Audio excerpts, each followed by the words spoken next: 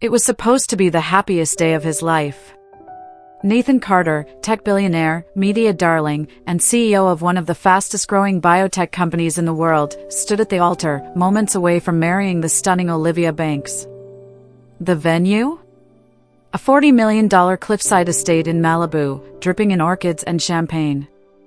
But just as the music swelled, a sound shattered the illusion, low, steady, powerful. A private jet. Not part of the plan. It landed right there on the helipad overlooking the ceremony. And from it stepped a woman no one expected to see ever again. Rachel Monroe. The woman Nathan had kicked out of his life 7 years ago, pregnant, humiliated, and accused of cheating. She wasn't alone. 2 children walked beside her. Twins. With Nathan's eyes. The guests froze. Olivia went pale. And Nathan looked like he'd seen a ghost. But Rachel didn't come to beg for forgiveness. She came to expose the truth. What happened next destroyed reputations, bankrupted companies, and ended with a federal investigation, and that was before the cake was even cut. So, how do you come back from betrayal that deep? Simple. You build an empire. And you make them watch. Rachel Monroe had just stepped out of the bathroom, drying her hands on a towel, when she noticed Nathan sitting on the edge of their bed, still in his work clothes, still wearing his wedding band, but with a look on his face she couldn't read. Something was wrong. Deeply wrong. He was holding her phone. "Who is Mark?" he asked. His voice wasn't angry. Not yet. It was cold. Controlled. Like someone trying very hard not to break something fragile. Rachel blinked. "Mark who? Don't lie to me." He stood and turned the screen toward her. Messages. Dozens of them. Intimate. Explicit. A whole narrative, complete with dates, hotel bookings, and pictures. Rachel took a step back, stunned. "Nathan. I've never seen these before. I swear to God, these aren't mine." He let out a low, disbelieving laugh, shaking his head. "They're from your number. They have your signature emojis, your phrasing, your perfume on his clothes." She was still frozen in place when Caleb, Nathan's longtime friend and CFO of Carter Biotech, walked in without knocking, holding a small plastic evidence bag. "Security found these in her car," he said flatly, handing Nathan a hotel keycard and a man's watch. "I don't know what this is," Rachel whispered, heart pounding. "I don't even know a Mark." But Nathan didn't listen. His face twisted with betrayal as he stepped away from her. "Get out," he said. "Nathan, please." "I said get out." His voice cracked. Seconds later, security guards were at the door. She tried to fight it, plead with him, make him see reason. But it was like he wasn't even there. Her husband, the man who once held her hand through chemotherapy trials and whispered his dreams into her ear at 2 a.m., was gone. All that was left was a stranger. In less than 30 minutes, she was standing barefoot in the driveway, shivering in her pajamas as her suitcase was dumped beside her like trash. And the worst part? She didn't even understand why. She had no idea she was already 7 weeks pregnant with twins. The next morning, Rachel sat in her car outside a gas station, staring at the sunrise through bloodshot eyes. Her inbox was locked. Her bank account drained. Her access to Carter Biotech revoked. It was like she'd been erased, digitally, financially, professionally. A ghost. She had been a celebrated geneticist, just months away from filing a patent on a revolutionary cancer treatment. Now, she was jobless, homeless, and publicly labeled a cheater.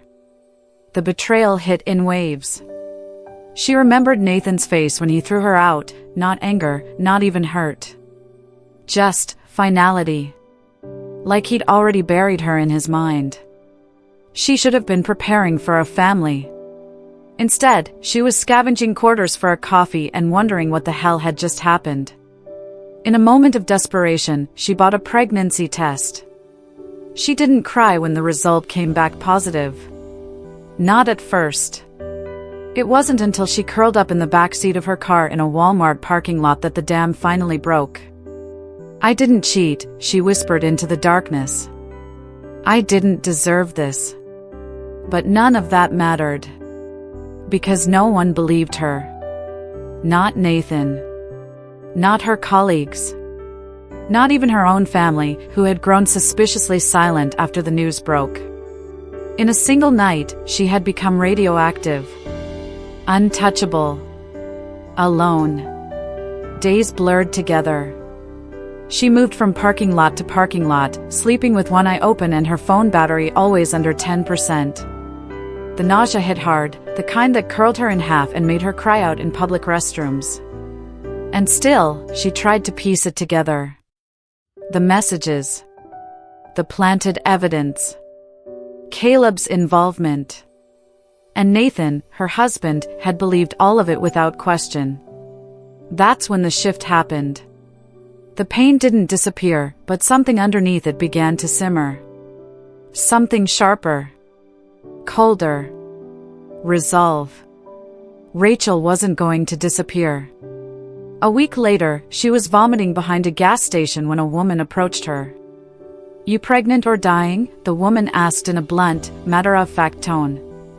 Rachel looked up, stunned, to find an older woman with silver hair and piercing eyes.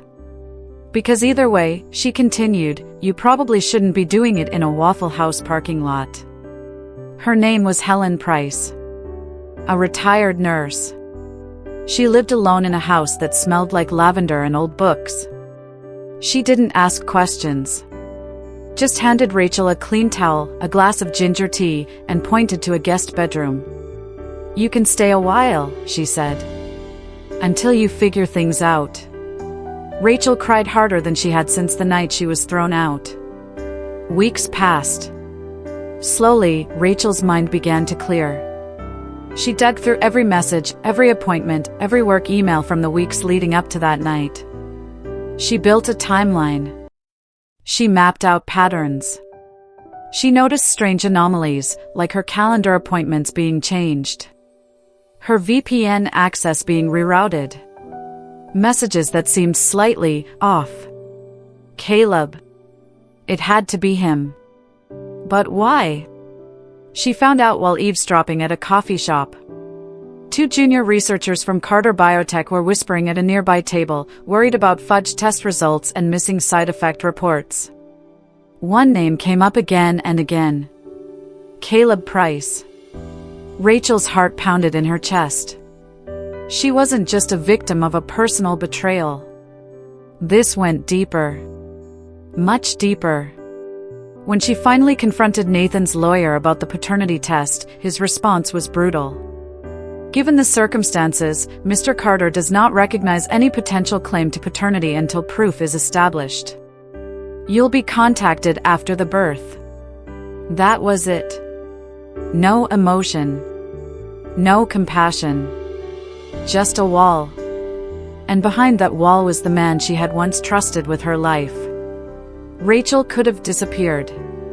Could have accepted the victim narrative forced upon her. But instead, she made a decision. She would not be erased.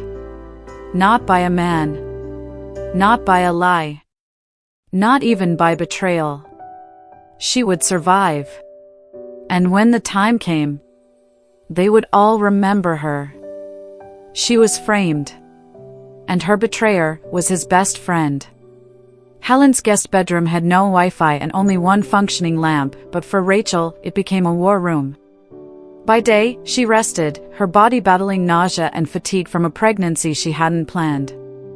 But by night, she became relentless. Organizing. Documenting. Connecting dots. There was no legal team backing her. No private investigator, yet. Just one woman, pregnant, broke, and publicly disgraced, armed with a used laptop and a scientific mind sharpened by years in medical research.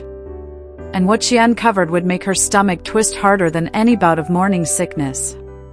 It started with one curious file buried in her old work email.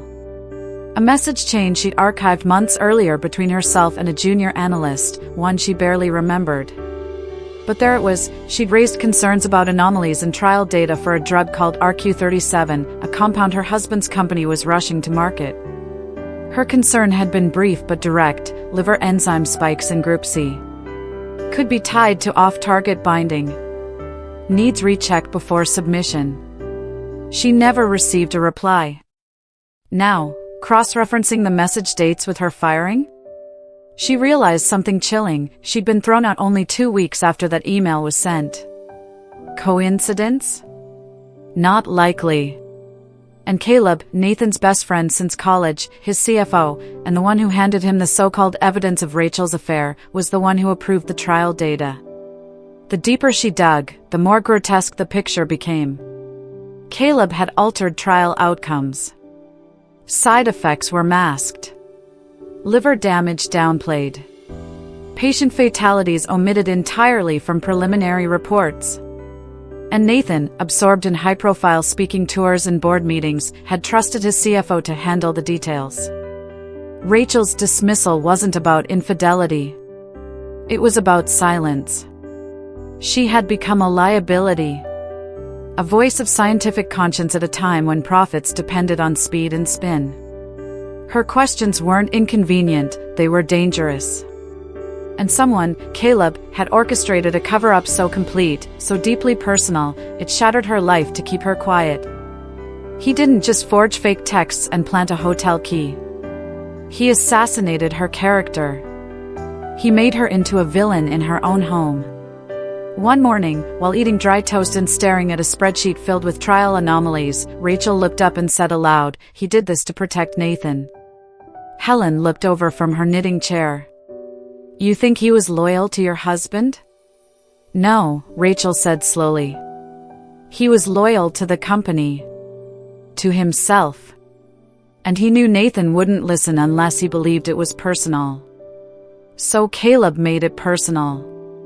She leaned back, hand on her swollen belly. "He didn't just erase me. He turned Nathan into the executioner." 2 weeks later, a turning point arrived. Rachel got a call from a name she didn't recognize, Luis Delgado. He was an independent analyst. Former Carter Biotech patient. One of the first to survive a rare cancer thanks to an experimental trial she had once co-led. He'd read her research papers and tracked her down through an old academic forum post. "I owe you my life," he said, "and I've been watching Carter Biotech ever since."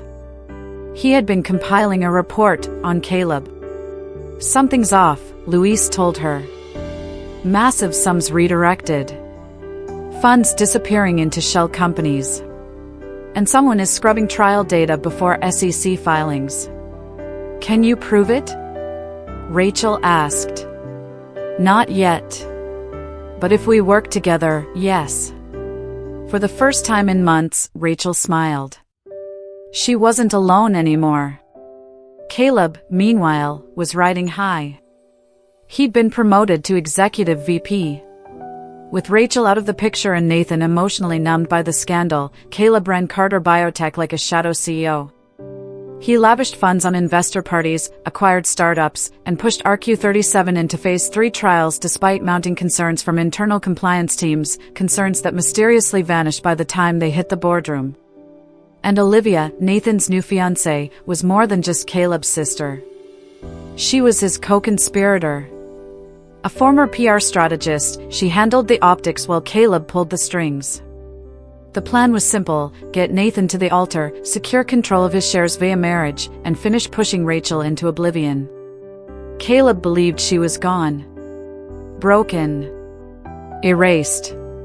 He had no idea that Rachel Monroe was quietly building a storm.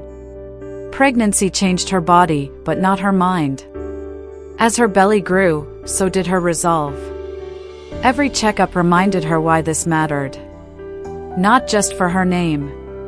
Not just for the truth. But for the 2 lives inside her who would one day ask what happened, and why. She wanted to tell them that their mother didn't crawl away. She fought. Helen helped Rachel set up a home lab in the garage. She borrowed old equipment from a nearby community college. An old mentor, Dr. Angela Keller, heard what happened and offered her a private lab space in the back of her estate, no questions asked. There, Rachel resumed her research. Quietly. Methodically. She tested alternatives to RQ-37, tracked patient outcomes, and built a file so damning it could burn Carter Biotech to the ground. But she didn't want to destroy them. She wanted to replace them. By the time her twins, Max and Maya, were born, Rachel had already registered a new company, Novagene. Luis was head of finance. Dr. Keller managed clinical testing. Helen ran logistics from her kitchen table. It was small, scrappy, but honest. Their mission was clear: create life-saving medication with transparent science and ethical practices. No shortcuts. No cover-ups. And no Caleb. For 3 years, Rachel kept her name out of the headlines. She raised her twins, worked 16-hour days in the lab, and watched as Novagene slowly gained traction, first with local clinics, then with regional hospitals tired of Carter Biotech's price hikes and lawsuits. When Novagene's breakthrough therapy for leukemia passed phase 2 trials with unprecedented safety margins, they signed a contract with a major hospital network and made front-page news. Caleb saw the headline and scoffed. "A nobody startup," he told Nathan. "We'll buy them out in 6 months." But Nathan frowned. Rachel Monroe used to talk about that compound. Caleb quickly changed the subject. Luis continued digging. More than just altered trial data, he found offshore bank accounts linked to Caleb. Money that had vanished, then reappeared under Olivia's name. Fraud. Wire transfers. Insider trading. And finally, bribes paid to a cybersecurity firm to falsify the digital trail that framed Rachel. Luis printed it all.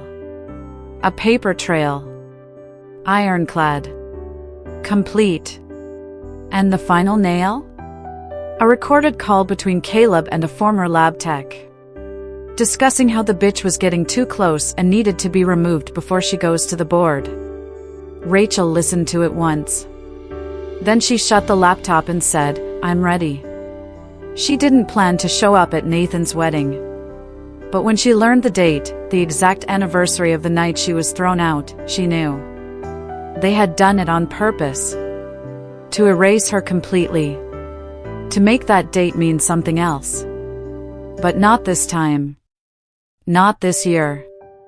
Not anymore. The jet door opened. Max and Maya stepped out, holding her hands. And as Rachel walked toward the stunned crowd, her heart didn't pound with fear or vengeance. Just clarity. She had the proof. She had the company. She had the truth.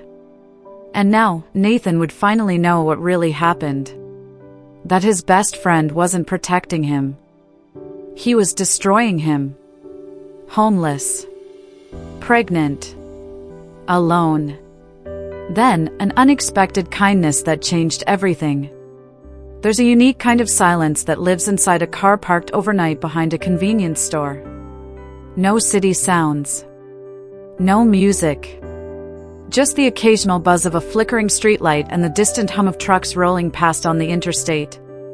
Rachel Monroe curled into the back seat, knees to her chest, trying to keep the morning chill from touching her bare toes. Her body was sore, her stomach empty, her mind racing in circles like a dying battery. The nausea came in waves now. Not just the kind that twisted her stomach, but the kind that lived deep in her bones. A soul sickness. A slow unraveling. She used to be someone. A researcher. A wife. A woman whose voice filled biotech boardrooms. Now, she was a rumor. A scandal. A ghost. She stared at the cracked ceiling of her old Honda Civic. 7 weeks pregnant. Fired. Blacklisted. Accused of cheating. With not a single person left to call. She wanted to scream. But all she could manage was a whisper. I didn't deserve this. The next morning, she threw up in the parking lot of a local strip mall, again. It was barely sunrise. The dew on the asphalt hadn't even evaporated. That's when she heard a voice behind her. You pregnant or detoxing? Rachel wiped her mouth with the sleeve of her hoodie and turned.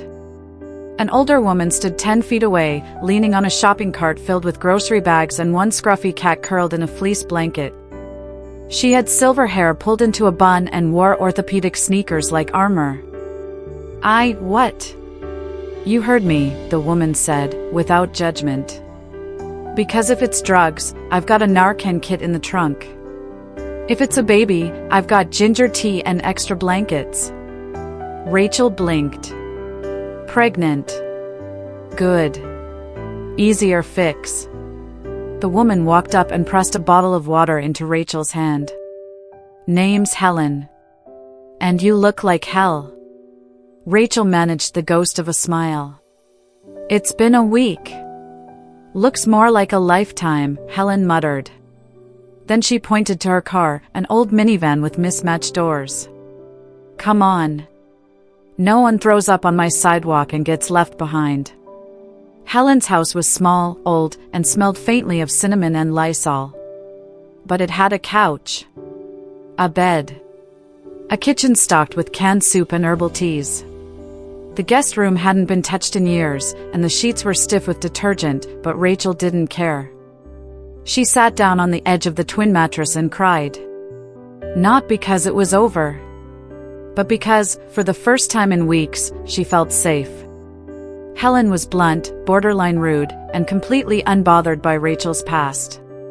You're not the first girl I've seen walk out of a man's life with nothing but a suitcase and tears, she said one night over split pea soup. Hell, I did it twice. Once with a baby on my hip. You did? Rachel asked, surprised. Helen nodded. Married a charmer in '74. Left me with debt and a pile of broken dishes. My second husband was worse. But I learned something important by round 2. What? Never let a man's cowardice convince you that you're worthless. Rachel blinked. Those words hit deeper than any therapy session. Helen didn't ask for details. She didn't want the gossip, the scandal, or the sob story. She wanted solutions. You're smart, that much is clear. And you've got a baby on the way, so that's motivation, Helen said. Now let's figure out what you can do. Rachel's first job came through Helen's church. Organizing medical supply donations. It paid almost nothing. But it gave her purpose. She used the church printer after hours to print resumes and application letters. She got rejected. Again and again. Sometimes without reason. Other times with brutal clarity. We regret to inform you that due to reputational risk. Caleb had made sure no one in the biotech industry would touch her. But Helen kept showing up. Dropping off ginger candy in the mornings. Writing down names of old contacts from her nursing days. Slipping gas money into Rachel's coat pocket. And for the first time since Nathan had thrown her out, Rachel didn't feel like a casualty. She felt like a fighter. One evening, Helen brought out a dusty cardboard box filled with books and journals. My daughter was a nurse practitioner, she said softly. Died 5 years ago from ovarian cancer. She left these behind. Thought you might like them. Rachel thumbed through the pages, finding notes on patient care, trial reports, scribbled ideas in the margins. Thank you, she whispered. I see something in you, Helen said. My daughter had it too. This, quiet kind of fire. A way of making science feel like hope. That night, Rachel sat up in the tiny kitchen, pen in hand, jotting down ideas. Not about survival. About resurgence. When the twins kicked for the first time, Rachel was alone in the backyard, watching the sunset over Helen's garden. It felt like a heartbeat inside her own. A tiny, powerful thump. "You're here," she whispered. "And I'm still standing." That night, she wrote a letter to herself. "You are not a woman discarded. You are a woman reborn. You are not defined by who left you, or what they said. You are defined by what you build next." The next day, Rachel took her wedding ring to a pawn shop. She got $9,800 for it, just a fraction of its original value. But enough. Enough for prenatal care. Enough for a refurbished laptop. Enough for a second chance. She came home, opened the laptop, and typed 2 words at the top of a blank document. Project Nova. She had no funding. No lab. No reputation left. But she had 2 unborn children, and a mind that could rebuild everything from scratch. The pawn shop smelled like sweat and desperation. The man behind the bulletproof glass barely looked up as Rachel handed over her diamond wedding ring. He turned it under the harsh fluorescent lights, checking for flaws. "This is quality. You want cash or store credit?" "Cash," she said without hesitation. 10 minutes later, she walked out with $9,800 in folded bills. The ring Nathan gave her, on one knee, beneath the oak trees of the Monterey coast, was gone. She didn't look back. That chapter was over. She went straight to a second-hand electronics store and bought a used MacBook with a barely functioning battery, a printer that jammed every third sheet, and a $15 rolling chair that squeaked like a haunted attic. She set up her office in Helen's garage between old paint cans and gardening tools. She didn't need a company. She needed a lab notebook. Project Nova. That's what she called it. Nova, for new beginnings. For stars that explode and come back stronger. She made a spreadsheet, columns for costs, timelines, milestones, partnerships. Not dreams. Blueprints. Rachel started small. She volunteered at a local free clinic to get back into the medical space, unpaid, quiet, invisible. There, she helped reorganize patient data and refine dosage records. It wasn't glamorous. But it gave her something priceless: access. Access to anonymized treatment outcomes. Patient reactions. Undocumented side effects. Patterns emerged. And then, something more. One evening, while cross-referencing datasets from Carter Biotech's leukemia drug, the same one she'd been removed from, she saw it. A link between liver inflammation and a secondary protein activation not accounted for in the original trial. She nearly dropped her pen. It matched the anomaly she flagged months ago, the one Caleb had buried. The one that cost her her career. She didn't sleep that night. She fed her twins and wrote notes between contractions. She sketched out compound variations on napkins. She tested formulas using open-source simulation software. Helen brought her soup and heating pads. "This looks like chemistry," Helen said, peering over her shoulder. "This," Rachel whispered, "might be something better." Rachel needed a real lab. But no one would rent space to Rachel Monroe. So she resurrected her maiden name, Dr. Rachel Winters. It was more than a disguise. It was a rebirth. Under that name, she applied for shared research access at a university satellite program. A small one in the valley with more rats than students. But they approved her on the spot. Why? Because her resume was immaculate. Because she wrote like a scientist with nothing left to lose. And because her references, courtesy of Helen's network of retired nurses and doctors, said she was brilliant, respectful, and pregnant. Pregnancy makes people honest, one professor joked as he handed her a keycard. He had no idea she was also the woman Carter Biotech had erased. In the backroom of that dusty lab, Rachel began testing compounds. Basic ones. Crude ones. But each step sharpened her process. She borrowed pipettes. She traded data analysis work for chemical access. She cold emailed former colleagues under the Winters name offering freelance molecule validation. Most ignored her. Some didn't. And one, Dr. Angela Keller, did something Rachel never expected. She invited her to lunch. Angela Keller was a legend. A former virologist who had walked away from Big Pharma after a whistleblower scandal. She lived on a ranch 45 minutes outside the city and ran a private lab in what used to be her horse barn. Rachel showed up in a borrowed car, notebook in hand, twins in tow. "I didn't have childcare," she apologized, flustered. Angela waved it off. "They can play. Let's talk science." They did. For 3 hours. Rachel showed her data, her theories, her projections. Angela listened. Then she said 4 words that changed everything. "Come use my lab." The barn looked like a Home Depot from the outside. But inside, it was a biotech sanctuary. Clean benches. Sterile surfaces. Equipment worth hundreds of thousands. "I fund it myself," Angela said. "No shareholders. No boards. Just research." Rachel ran her hand along the polished fume hood. "Why me?" Angela smiled. "Because I see the fire. And because I know what it's like to be betrayed by men who think your silence is cheaper than your truth." That night, Rachel moved her whole operation into the barn. Novogene was no longer a dream. It was happening.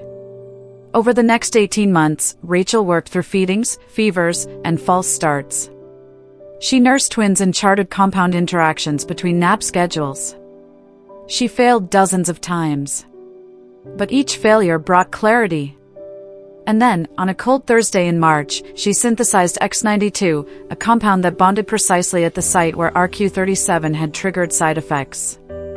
She tested it against anonymized cell samples. The results? 90% efficacy. Minimal toxicity. 0 liver complications. She didn't cheer. She didn't cry. She sat down in the middle of the lab, her twins napping in playpens behind her, and whispered, "Got you, Caleb." Angela filed the patent under Novogene Inc. Rachel listed herself as the lead inventor. Luis, the patient-turned-analyst, handled the incorporation paperwork. Helen brought lemon cake to celebrate. They didn't pop champagne. They got back to work. Novogene launched quietly. A minimalist website. A press release no one read. A treatment protocol offered to one clinic. But it worked. And it spread. First by whisper. Then by waiting lists. And finally, by headlines. A new player. A new therapy. Backed by stunning data and priced at a fraction of Carter Biotech's. The medical world didn't know who Rachel Winters really was. But they would. Soon. She didn't destroy them with lawsuits or screams. She did it the quiet way, the unstoppable way. She outworked them. Outsmarted them. And made the truth undeniable. Novogene didn't explode onto the scene. It bloomed. Quietly. Strategically. Like a vine wrapping itself around the walls of an empire that never saw it coming. Rachel Winters, as the world now knew her, kept her name out of the spotlight. No interviews. No exposés. No dramatic speeches. Just results. The leukemia treatment she and Angela had developed, X92, began making waves in the medical community. Initial test sites reported fewer side effects, better patient adherence, and faster recovery markers compared to Carter Biotech's flagship drug, RQ37. It was cheaper. Safer. Smarter. And no one could figure out who Rachel Winters really was. Except for one person. Luis Delgado called her late one night. His voice was sharp. Urgent. Check your inbox, he said. They're coming after us.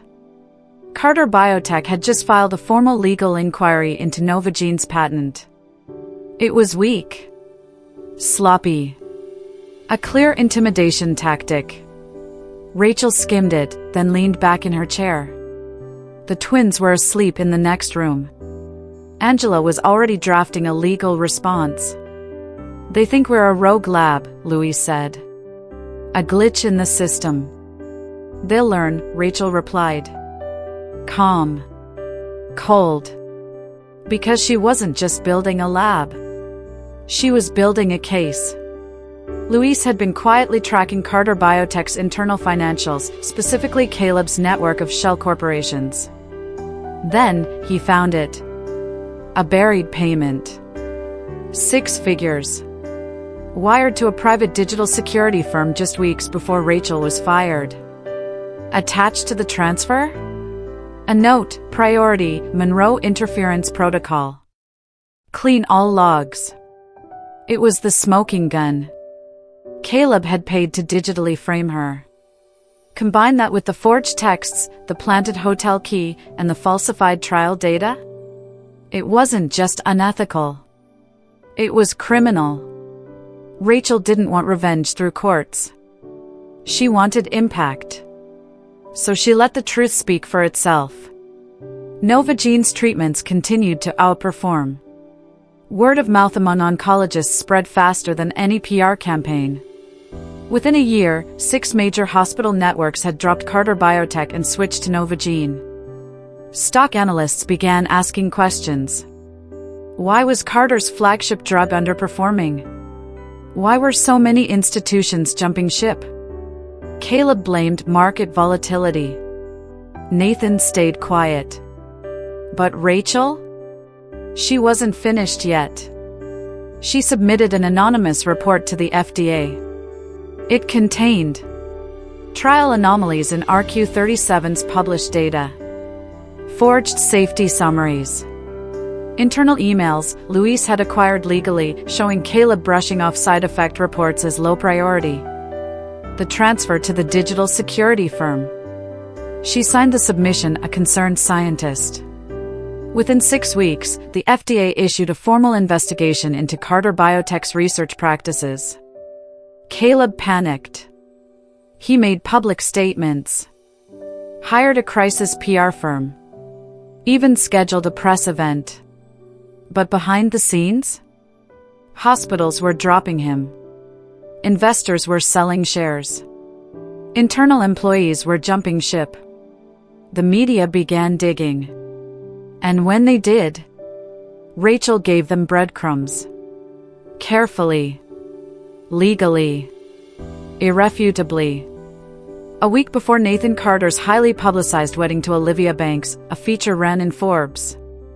The rise of Novagene, the anonymous female scientist outperforming biotech giants. The article didn't name her. But it painted a picture. An industry betrayal. A scientific whistleblower.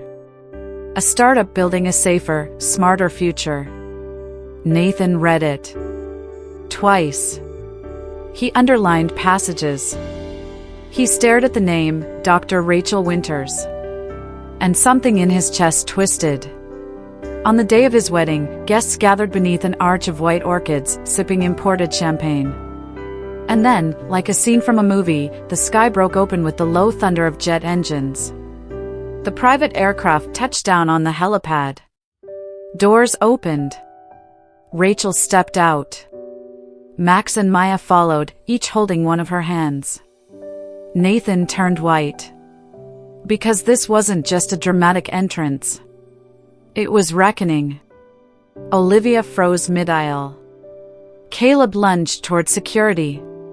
But Rachel raised one hand and said, I wouldn't do that. Unless you want the FBI to arrest you right now. Caleb stopped. Guests gasped. Rachel stepped forward. Nathan, she said clearly. Meet your children. The silence was volcanic. Then she added, And while you're at it, meet the founder of Novagene, the company that's been outperforming yours for the past 2 years. The next few hours were a blur. DNA tests were already filed. Caleb and Olivia were led away in handcuffs. Nathan's parents fell to their knees in tears, greeting their grandchildren for the first time. The guests whispered in clusters, watching the fall of a dynasty happen in real time. Nathan looked at Rachel, broken. How did I not see any of this? Rachel didn't answer. Because this wasn't about making him understand. It was about showing him what he missed. Later, as the jet took off again, this time carrying Nathan, Rachel, and the kids back to her headquarters, he finally asked, "Why now?" Rachel stared out the window. "Because I wanted them to know the truth. And because I wanted you to see what I built after you erased me." Nathan looked at his children, bright, curious, kind. And he knew. He hadn't just lost a wife. He'd lost everything that mattered. They tried to erase her. Replace her. Rewrite her story. But she didn't just survive, she rewrote the ending. And she brought receipts. The orchestra had just begun to play the bridal processional. 300 guests rose in unison beneath the towering canopy of orchids.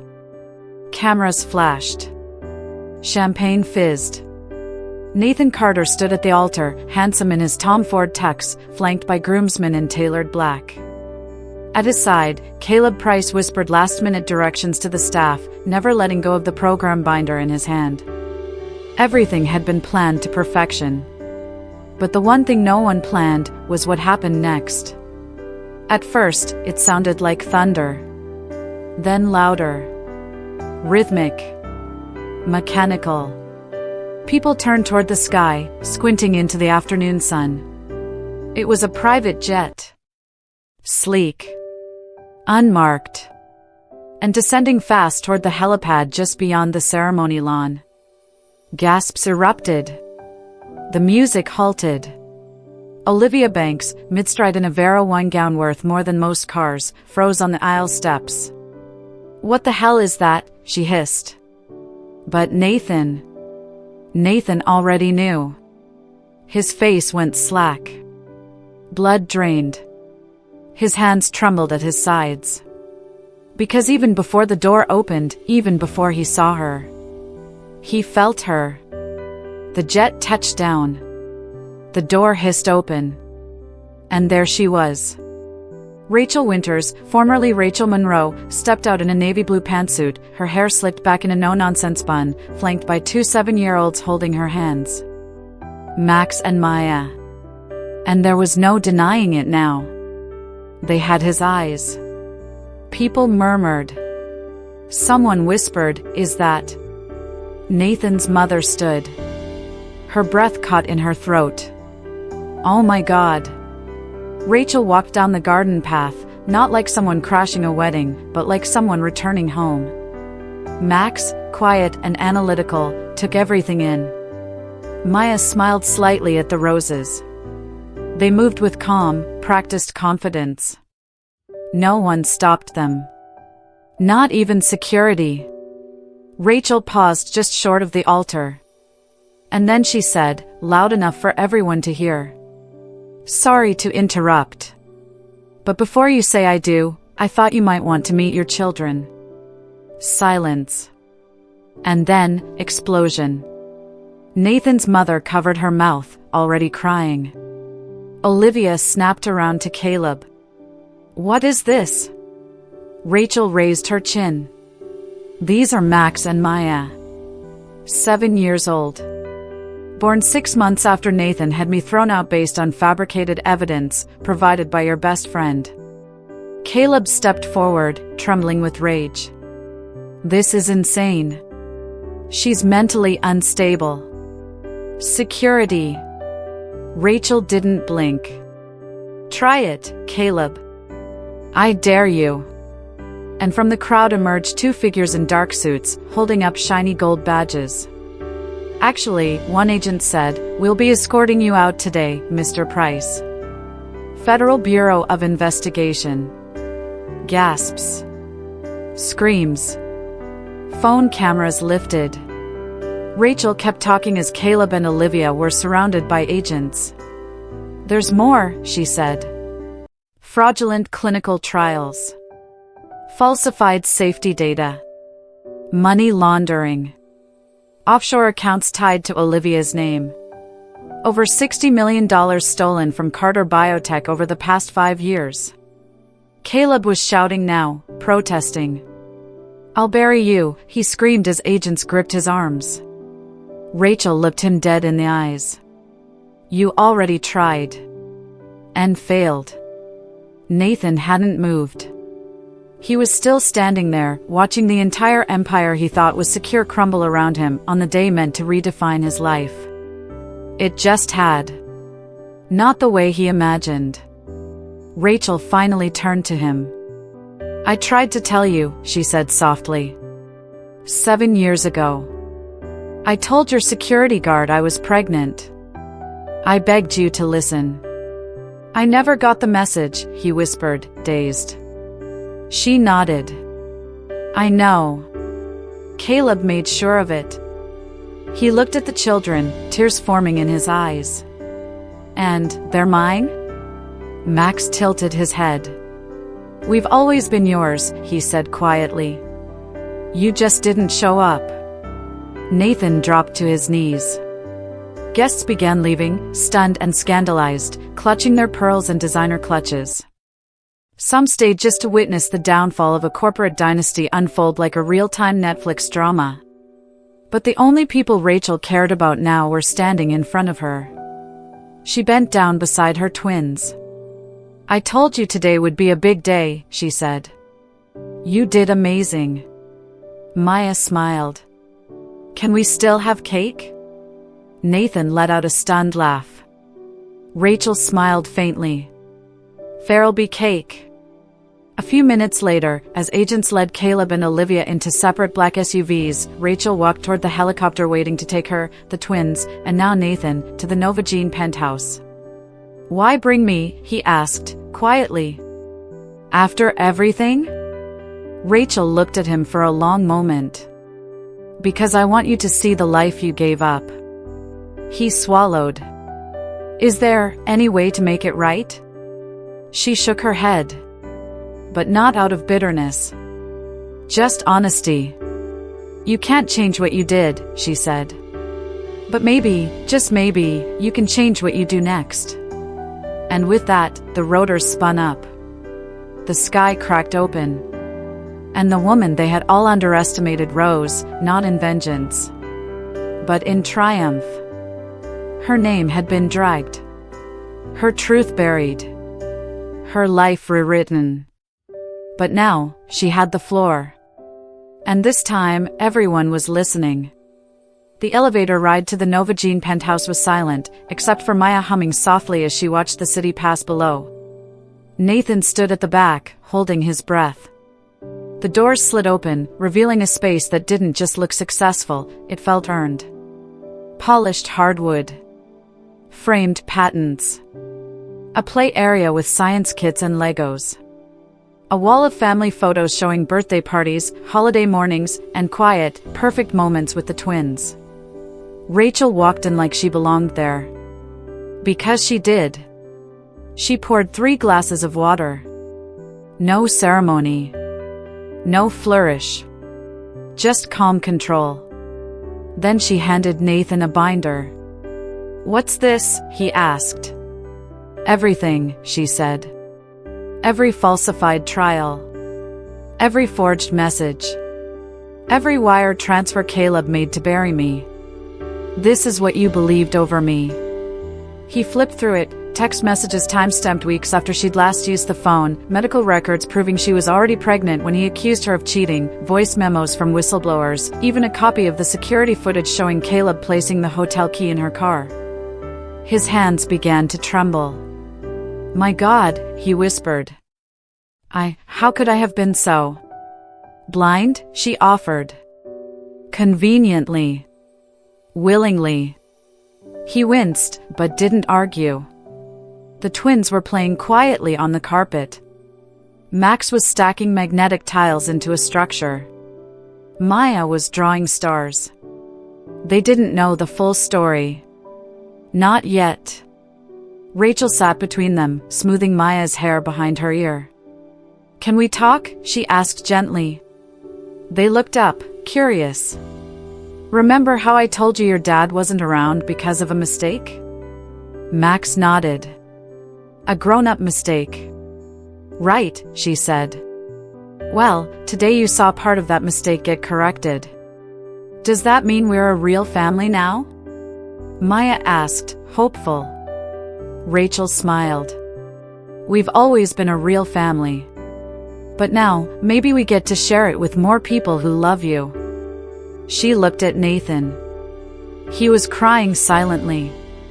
"I want to be here," he said, voice cracking. "If you'll let me."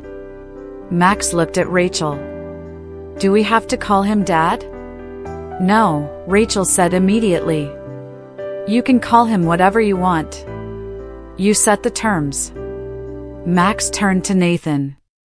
"Do you like dinosaurs?" Nathan blinked. Yeah?" Max handed him a book. "Then you can help me with this. That's your first job." Rachel watched them. Slowly, deliberately, letting them write their own beginning. The next morning, Nathan held a press conference. No spin. No lawyers. Just truth. He admitted the company had been compromised. That the woman he once loved had been framed. That the twins were his, and that the future of Carter Biotech would be decided not by legacy, but by integrity. It was the speech of a broken man trying to rebuild from rubble. But more importantly, it was the speech of a father trying to start again.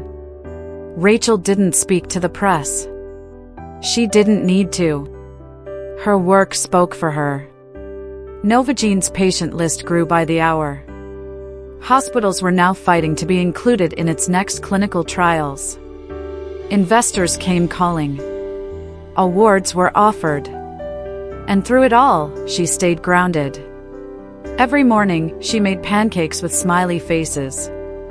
Every night, she read bedtime stories that ended in possibility. Because this, not the boardrooms, not the takedown, this was the real win. Weeks later, while the twins were coloring on the balcony, Rachel sat with Nathan in the sun-drenched kitchen. They were quiet for a while. Then he said, "You could have destroyed me." "I considered it," she admitted. He waited. "But the truth," she continued. "That was enough." He looked at her. "Do you forgive me?" She stirred her coffee. "Forgiveness isn't a door you unlock. It's a road. You walk it every day, if you want to earn back what you broke." He nodded. "Then I'll walk it." And he did. Not perfectly, but consistently. Max and Maya's 8th birthday was held in the Novagene rooftop garden. Both sets of grandparents attended. So did Angela. Luis. Helen, of course, who brought her legendary lemon cake and loudly told Nathan, "Try and screw up again and I'll throw you off this roof." Everyone laughed. Even Rachel. Later that night, after the guests had gone, Rachel tucked the twins into bed and stood for a long time at the edge of their room. Watching them sleep. Peaceful.